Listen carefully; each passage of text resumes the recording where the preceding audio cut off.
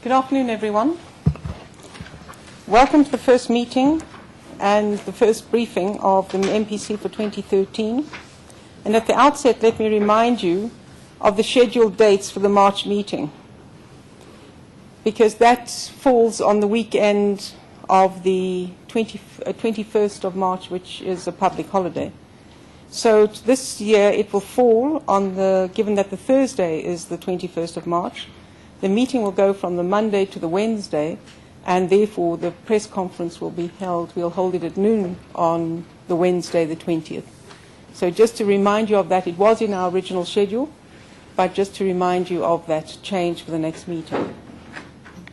Since the previous meeting of the Monetary Policy Committee, there have been some important improvements in the global financial market sentiment, but economic growth prospects in a number of the major advanced economies or regions remain constrained. Downside risks to the outlook persist as the structural problems in many countries, and in the Eurozone in particular, are still unresolved. Monetary policy in most countries is likely to remain accommodative in the absence of clear evidence of a sustained recovery, particularly against the backdrop of a relatively benign global inflation environment. Despite a generally positive reaction to the ANC elective conference, ongoing labour conflict, the proposed scaling down of mining operations and the rating agency downgrades are symptomatic of the challenging domestic outlook. In the absence of coherent and consistent structural policy initiatives, domestic economic growth is expected to continue to be well below both what is possible and what is required to make significant inroads into unemployment. In contrast to the situation in most advanced economies, the risk to the inflation outlook remains on the upside, due in large part to continued exchange rate and wage cost pressures. The year-on-year inflation rate, as measured by the Consumer Price Index for all urban areas, was 5.7% in December 2012, up from 5.6% in November. The categories of food and non-alcoholic beverages, housing and utilities, and transport together accounted for 3.5 percentage points of the inflation outcome. Food price inflation moderated from 7.5% in November to 7%, mainly as a result of lower meat and grain price increases.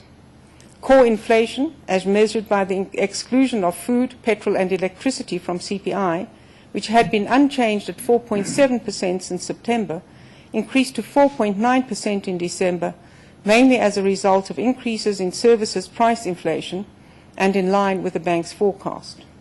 Administered prices increased by 8.8% and by 7.6% excluding petrol. Having reached a recent low of 4.2% in September 2012, year-on-year producer price inflation increased to 5.2% in both October and November. This reversal of the previous downward trend was mainly due to price increases in mining and quarrying, agricultural products and manufactured food. Agricultural prices increased at year-on-year rates of 6.3% and 5.9% in October and November respectively, while manufactured food prices increased at rates of 10.9% and 11.1% in these months respectively. The inflation forecast of the bank reflects a further deterioration in the inflation outlook for 2013 compared with the previous forecasts. The forecasts do not yet incorporate the new CPI weights and rebasing recently announced by Stats South Africa, but these changes will be incorporated formally into the bank's next forecast.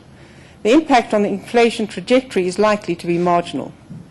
Having averaged 5.6% in 2012, inflation is now expected to average 5.8% in 2013 and 5.2% in 2014, compared with the previous forecasts of 5.5% and 5% for the respective years. Inflation is expected to peak at 6.1% in the third quarter of this year, and then to moderate gradually to 5.1% in the final two quarters of 2014. This deterioration is largely due to higher expected food price inflation, the lagged effects of the depreciation of the rand, and higher expected unit labour costs. The forecast of core inflation is more or less unchanged, indicating the continued absence of significant demand pressures.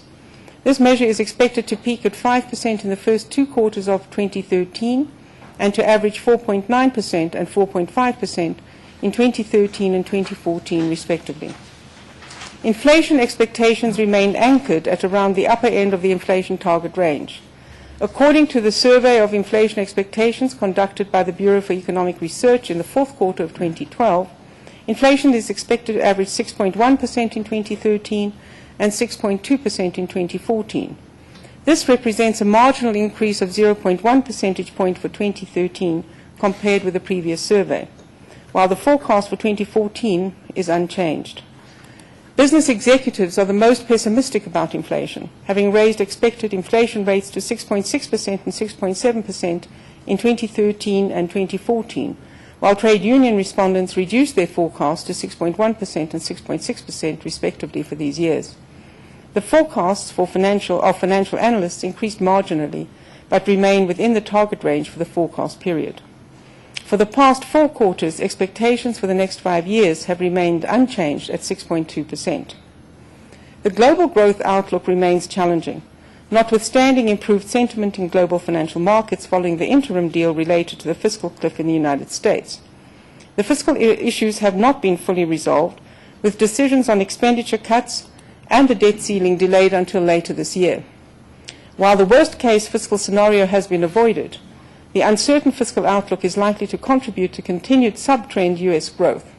On the positive side, there are continued signs of a recovery in the U.S. housing market and improved corporate profitability. Although sovereign debt risks in the Eurozone have subsided for now, and bond spreads on peripheral European debt have narrowed significantly, the region is likely to remain in recession for much of the year, as fiscal tightening and balance sheet repair by banks and households continue. The unemployment rate has now reached 11.8%, with youth unemployment at 24%. The outlook for Germany, the main growth driver in the region, has also deteriorated. Growth prospects in the UK remain relatively weak, while the outlook for Japan is uncertain despite the announcement of substantial fiscal and monetary policy stimuli. The outlook for emerging markets, particularly those in Asia, is more positive. The Chinese economy appears to have stabilized following concerns about a possible hard landing, and consensus forecasts suggest some growth acceleration in 2013 in both China and India. Growth in Africa is expected to be sustained at rates in excess of 5%, while Latin American growth is expected to be more restrained, but an improvement on 2012. The Rand exchange rate continues to pose an upside risk to the inflation outlook. The exchange rate has been impacted by the widening deficit on the current account of the balance of payments during 2012 and changing global and domestic risk perceptions, particularly relating to the adverse developments in the South African labour market and the downgrades by the various rating agencies. Since the previous meeting of the MPC, the Rand has been fairly volatile, having appreciated initially from 8 Rand 94 to the US dollar to 8 Rand 45 at the end of the year, but subsequently depreciated to current levels of around 9 Rand to the dollar. Since the beginning of the year, the Rand has depreciated by 6.1% on a trade-weighted basis and by 6.6% against the US dollar. While the Rand is expected to remain sensitive to domestic and global developments, and continued volatility can be expected, most analysts do not expect significant further sustained depreciation in the coming months. The depreciation of the Rand is expected to help moderate the current account imbalance, although platinum export growth may be undermined to some extent by possible shaft closures. However, financing of the deficit may be more challenging despite relatively high domestic nominal bond yields, as sentiment towards South Africa has deteriorated, and non-residents already hold over 1/3 of the stock of outstanding government bonds. Non-resident net purchases of domestic bonds totaled 88.6 billion during 2012, due in part to South Africa's inclusion in the Citibank World Government Bond Index. However, the pace of inflows declined substantially in the final quarter of the year, when net purchases amounted to 10.6 billion. Since the beginning of 2013, net purchases of bonds by non-residents have amounted to 4.3 billion Rand. While non-residents were net sellers of equities during 2012 to the value of 3.4 billion, they were net buyers to the value of 7.3 billion in November and December. Year to date, however, the negative trend regarding equities has continued, with net sales of 2.3 billion as growth prospects remain weak. Domestic economic growth remains fragile and below potential, following an annualized growth rate of 1.2% in the third quarter of 2012 and an estimated growth rate of around 2.5% for the year. A similar outcome is expected in 2013, with growth of 2.6% forecast, revised down from 2.9% in our previous forecast. A more favorable outcome of 3.8% is forecast for 2014, compared with 3.6% previously, driven in part by a more favorable global outlook.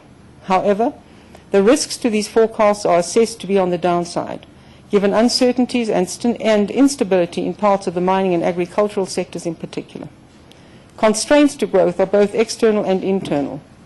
To achieve a higher internally generated growth rate would require a serious commitment to implementing a range of structural reforms and making the necessary trade-offs as outlined in the National Development Plan. The outlook for parts of the mining sector is bleak, following continued labour disputes and announcement of possible closures of shafts and mines, a consequence of increased cost pressures, weak global demand and prices. Although mining output increased on a month-to-month basis in November, on a 3-month-to-3-month basis, a contraction of 10.4% was recorded. There are mixed signals pertaining to the outlook for the manufacturing sector. The real volume of manufacturing production increased by 2.3% in November, its highest month-on-month rate in 4 years, due in part to a rebound from widespread strike activity in previous months, and growth in the fourth quarter is estimated to have been relatively robust. Capacity utilization has also increased. However, the Kagiso PMI declined to below the 50 index point level to 47.4% in December, indicating an expectation of some contraction in the sector. The negative business sentiment evident in the confidence indicators is also reflected in the continued weakness in private sector gross fixed capital formation. Recent developments in the mining sector are likely to reinforce this weakness as plans are scaled back. Investment expenditure is likely to remain underpinned by the government and state-owned enterprises. In the third quarter of 2012, gross fixed capital formation grew at an annualized rate of 7.2%, but private sector capital formation, which accounts for just under 2/3 of the total, only grew at a rate of 2.8%. Growth in consumption expenditure by households moderated as expected in the third quarter of 2012, when it increased by 2.6%. The main driver of the moderation was the decline in expenditure growth on services and non-durable goods. However, there are also signs of moderation in the growth of expenditure on durable and semi-durable goods, and the depreciated exchange rate is likely to sustain this trend. Growth in motor vehicle sales has slowed in recent months, and there was a marked decline in the confidence of new vehicle traders reported by the BER. Despite the higher-than-expected increase in retail trade sales in November, the quarterly rate suggested further moderation in growth. The FNB BER Consumer Confidence Index declined by 2 index points to -3 index points in the final quarter of 2012. On balance, the MPC does not assess growth in household consumption expenditure to be excessive or to pose significant inflationary risks, and further moderation is still possible. Factors that affect the outlook for consumption expenditure, both positively and negatively, include concerns regarding employment, wage settlements, credit extension, particularly unsecured lending, and administered price increases, which impact on discretionary spending. The upward momentum of banks' total loans and advances to the private sector has continued, with 12-month growth of 9.9% recorded in November, the highest growth rate since February 2009. Excluding mortgage advances, which remain subdued, the increase in November was 18.3%. Bank credit extension to the household sector increased by 10.4%. General loans to households, which is mainly unsecured lending, while still exhibiting rates of growth in excess of 30%, show some signs of moderation amid reports that banks are becoming more cautious in extending new loans in this category. Access to new loans may also be constrained by the increased size of outstanding debt. However, despite rising debt levels, household debt to disposable income appears to have stabilized at around 76%. The MPC remains concerned about the potential impact of the higher level of wage settlements on employment and inflation. There are indications that wage increases are trending higher, with growth in nominal remuneration per worker increasing from 7.2% in the second quarter of 2012 to 8.1% in the third quarter. Once productivity increases are accounted for, this translates into unit labor cost increases of 6.1% and 6.7% in these respective quarters. According to Andrew Levy Employment Publications, the overall wage settlement rate in collective bargaining agreements amounted to 7.4% in the first 9 months of 2012. The MPC is mindful of the danger of a possible wage price spiral and further employment losses should unaffordable real wage demands be granted while economic growth remains constrained. The risks to inflation, should this scenario play itself out, are significant in the absence of productivity gains. The subdued pace of employment creation in the private sector has been further undermined by the fractious nature of recent wage negotiations and the announcement of further possible restructuring in the mining sector, which would involve the closure or mothballing of mines or shafts. According to the Quarterly Employment Statistics Survey of Statistics South Africa, non-agricultural formal sector employment grew by 1%, or 82,000 employees, in the year to September 2012.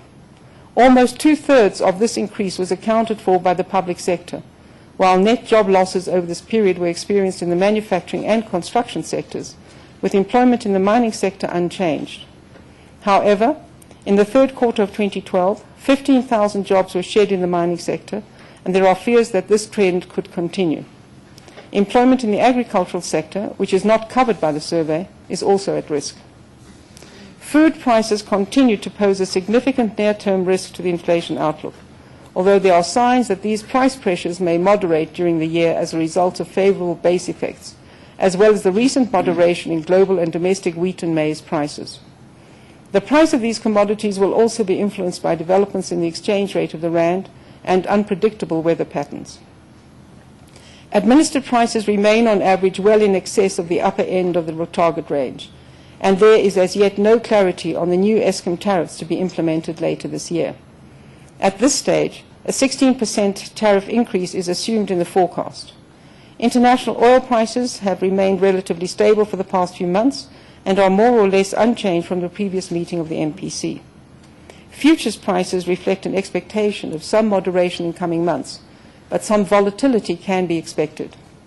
The domestic price of petrol, which is also impacted by the exchange rate, declined by a cumulative 34 cents per litre since early November, but much of this decline is likely to be reversed in February. The MPC continues to assess the balance of risks to the inflation outlook to be on the upside. While the risk to the forecast emanating from food prices may have diminished somewhat, particularly over the medium term, the average rate and wage settlements remain the key upside risk factors. The exchange rate and wage settlements remain the key upside risk factors. While the reweighting and rebasing of the CPI is still to be finalized, the impact is likely to be marginal, but on the upside. Core inflation trends indicate that demand pressures are relatively contained and household consumption expenditure has continued to moderate. Risks to economic growth are assessed to be on the downside, particularly given the uncertain outlook for the mining industry and the ongoing unsettled labor relations. The negative output gap is therefore expected to persist.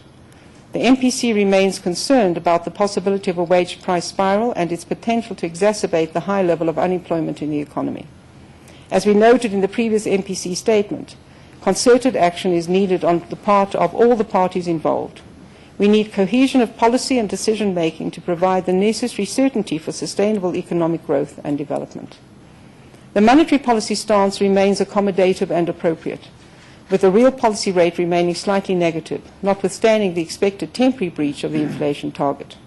However, further accommodation at this stage is constrained by the upside risks to the inflation outlook. The MPC has therefore decided to keep the repo rate unchanged at 5% per annum. As always, the MPC will monitor developments closely and will not hesitate to act in a manner consistent with its mandate. Thank you.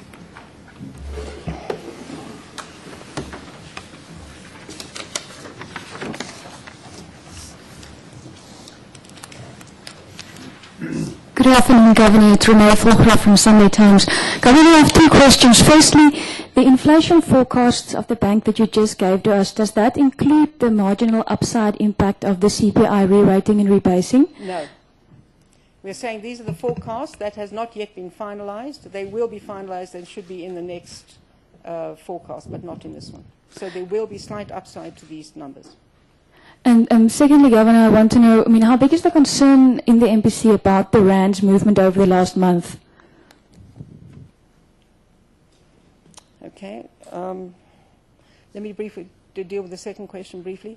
Obviously, we're concerned in the sense that if you looked at it, the rand has been volatile. It moved into what was, for a relatively stable period, into sort of 8 Rand 20, 8 Rand 50. It then moved to about 860, 880, 890. This is a fairly sudden move and quite big. It has breached the 9 Rand to the dollar. So we're concerned about the volatility in particular, but also the level. And the question, of course, how long it stays there and what its impact is. So you can see already it has retraced a little bit, but we would watch it quite carefully. It is a concern both for, obviously in terms of inflation, it's a concern. In terms of volatility, giving the certainty that investors need or in exporters would require, it's also a concern. Obviously, a weakened exchange rate does help in terms of competitiveness, but you want the less volatility with that level. So it is a concern for us. Miriam, did you have a hand up? Well, actually, Renee has asked the question I was going to ask, but I have another one. We haven't yet had the final determination of Eskom's electricity price proposals. Would this add upward pressure to the inflation outlook if it did come through at 16%? Well, as we said, it's already factored into our forecast at 16%. So no, not if it is at that level. But we need to wait and see what the outcome is before we're able to make a pronouncement on what its impact would be. Obviously, as you've all seen and reported on, the hearings are taking place, and there is an expression of concern of the impact of this level of increase on an annual basis for so many years. So we'll see what the outcome is, but 16% is what has been forecast in our assumptions. Let's first see if there's someone else. Anyone else?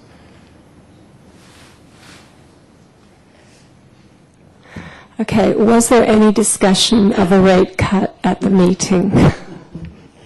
Actually, no. I think this was, as I've said before, we are quite frank about it. It is a robust discussion. The decision was unanimous. There was no equivocation and no discussion either of a rise or of a cut. It was, from these numbers, our view was that we hold where we are. Yolanda?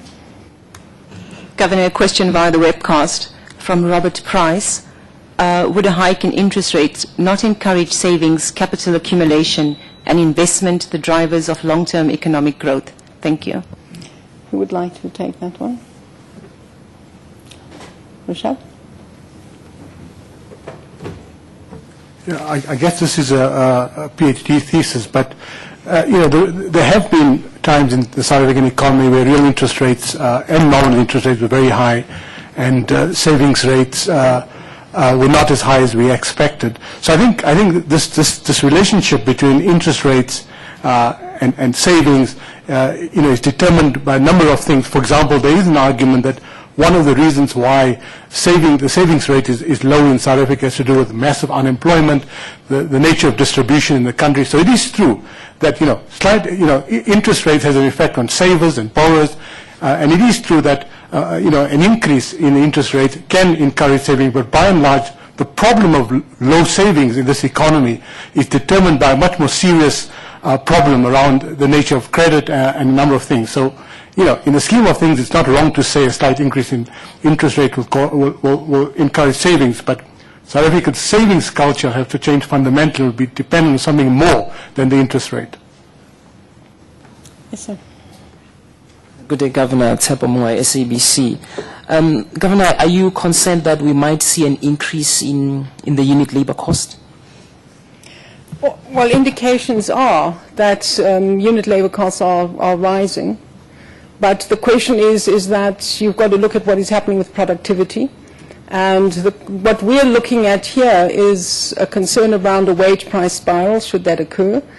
But our bigger concern is one in which there is increased unemployment.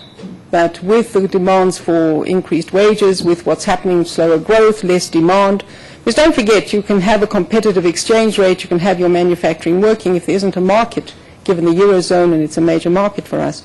That also affects what is being produced. So generally our concern is rising unemployment, and if you have a rising unemployment, the concern is for the society as a whole, this is very difficult. So really every measure needs to be taken to try to avoid any further job losses. But that also means that we've got to look at the relationships that exist between government, business and labour. And the question for me on the concerns about costs is what's happening with productivity. So overall, the challenge for inflation is if overall the total wage bill does not rise, because you have higher wage settlements but more unemployment, then it will offset inflationary pressures, but it doesn't necessarily help what you need in your economy. So all of these things are of great concern to us at the moment.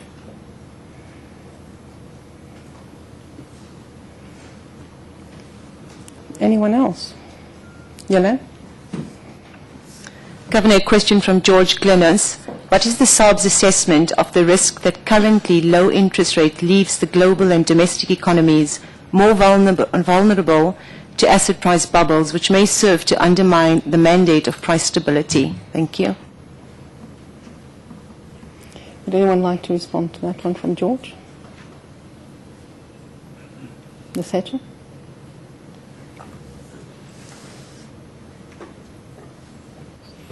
Well, it is quite striking that we would already be talking of asset price bubbles in the current environment. I think that where the discourse amongst central bankers, particularly those of the developed world, which is where the interest rates are zero bound, is about getting consumption going in those countries, and there aren't indications of asset bubbles emanating from there. But I guess that if there are asset price bubbles that emerge, it becomes more a financial stability issue. And many of these central banks have had financial stability incorporated into their mandates, and I guess appropriate macroprudential instruments would then be utilized to cap asset price bubbles as they emerge. Renee? Governor, a bit of a different question. Has there been any announcement or decisions about a replacement for Dr. Mnyandi?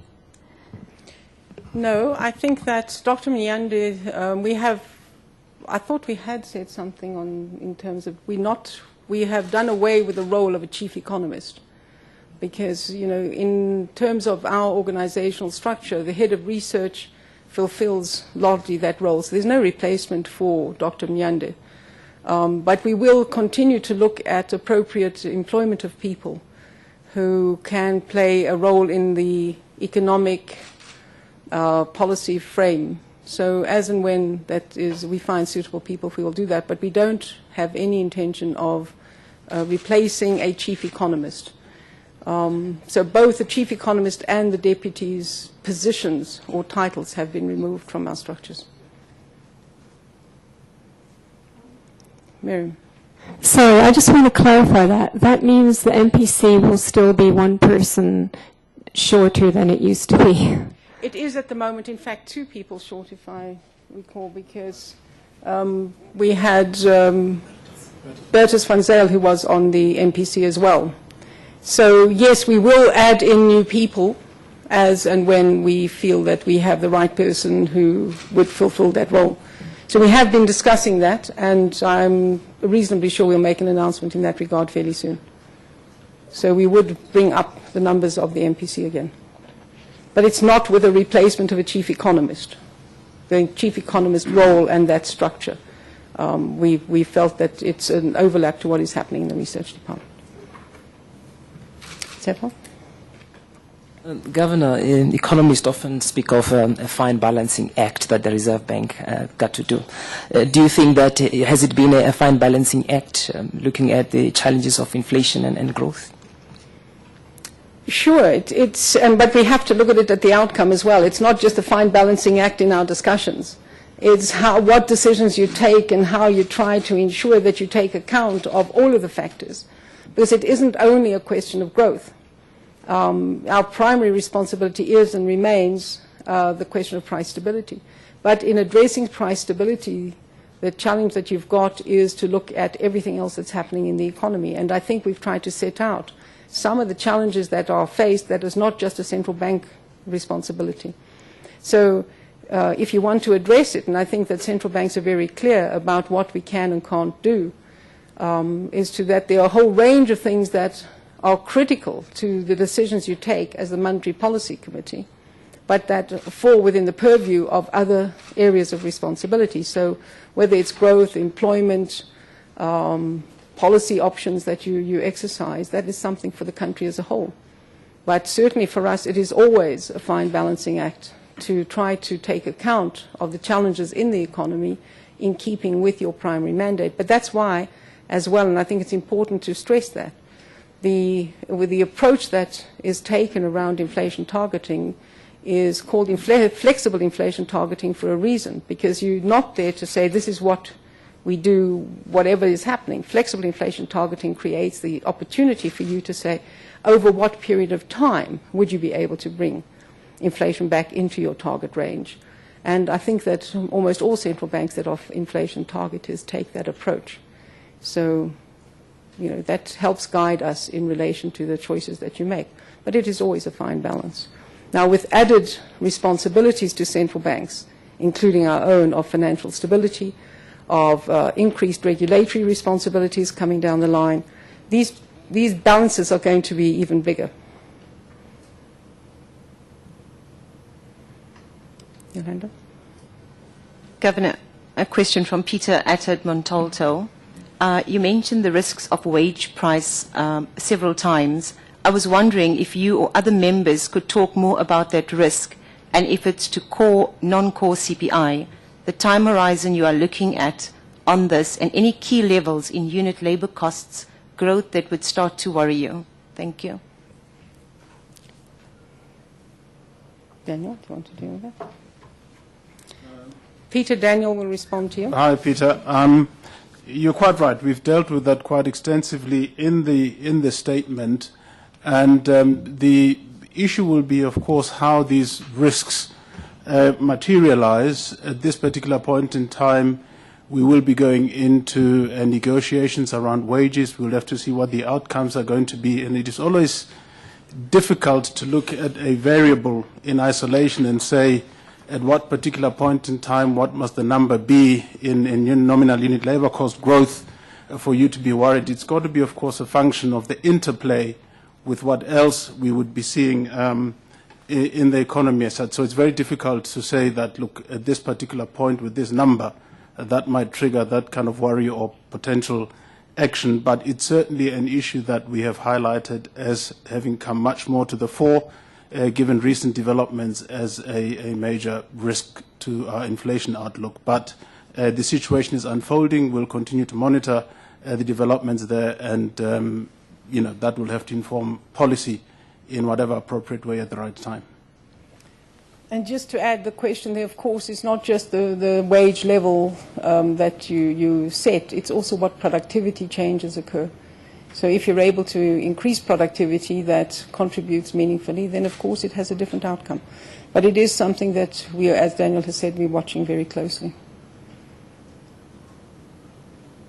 Yes. Hi, Governor. I'm Marie Blumenthal from Sake 24 with Beeld and Rapport. I'd like to know, to what extent did you take into account the effect that change in interest rates might have in capital flows to our bond market, given the current account deficit and the effects that could have on the rand and inflation in turn? Brian, do you want to? Well, we don't try to manipulate interest rates in order to move interest rates in order to manipulate the exchange rate. However, when we do change interest rates, we do try to assess how this will impact on on capital flows, and it's not always very predictable. And sometimes you know that what happens in the short run may not happen in the long run. And bear in mind that we would be affecting the short-term rate, which doesn't necessarily translate into the same long-term interest rate change, which is usually where the bond markets would be looking at. At this stage, given our decision, we didn't think that our decision would have a significant impact on capital flows, particularly given the fact that there was a general expectation in the market that there wouldn't be any change.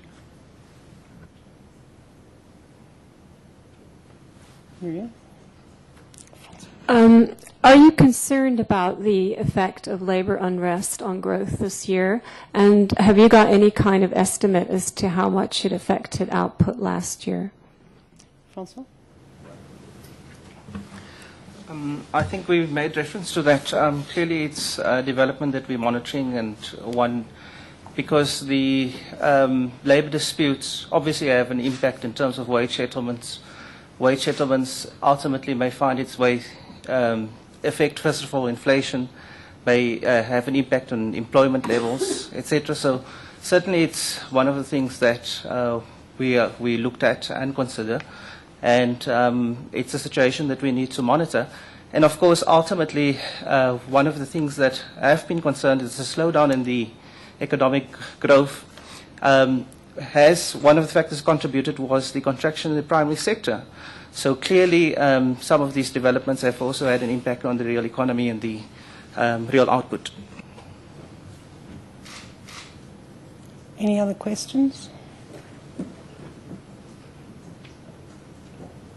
Anything else that anyone would like to add, that you'd like to emphasize or comment on?